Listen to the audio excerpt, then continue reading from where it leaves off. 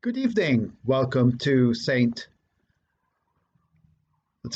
Peter's in Hove. I was going to say the name of my last parish, but no, I'm at St Peter's in Hove these days.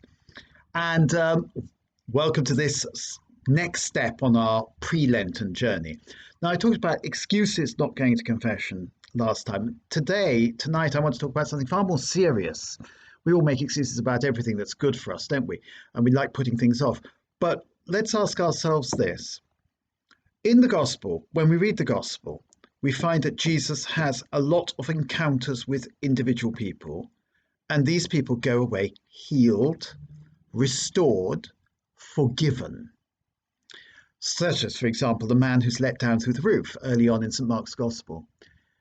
Jesus, seeing the faith of his friends, says, "Your sins are forgiven you." And just to prove that the Son of Man has power to forgive sins, I tell you, pick up your stretcher, go home. And the man picks up his stretcher and goes home. He's completely cured. This happens again and again in the Gospel. It's a recurrent pattern. The woman with the issue of blood, and so on. Do we believe that by going to confession, we will have a similar experience of encounter with the Lord? Do we believe that by going to confession, we will meet our blessed Lord through the ministry of the priest and receive healing, forgiveness, and indeed a life-changing encounter? Our burden will be lifted from us.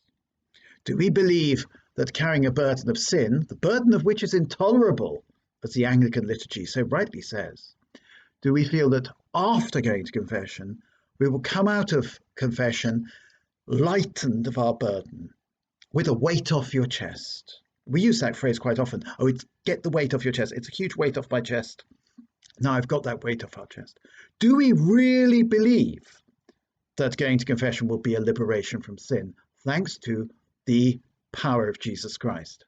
Do we believe there's a before and an after with confession? Before we're burdened, after we're liberated. Do we believe, in short, that confession works?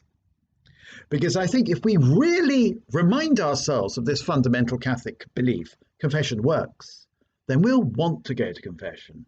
And all the things that are holding us back won't hold us back any further. We'll want to go to confession.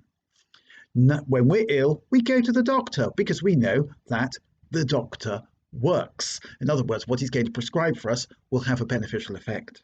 And you wouldn't hang back when you're feeling terrible about going to the doctor. So with confession, if it works, and it does, then we need to go to confession. And I speak from experience here. I used to hear confessions a lot in Rome and in other places. Confession works. I really cannot stress this enough.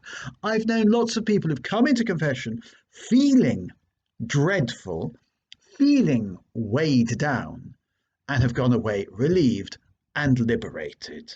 That's really important. In fact, hearing confession is one of the great works of a priest because you bring so much happiness to so many people. Okay, this Lent, coming up soon, I think is it 5 days to go, 4 days to go? Go to confession because it works. Good night.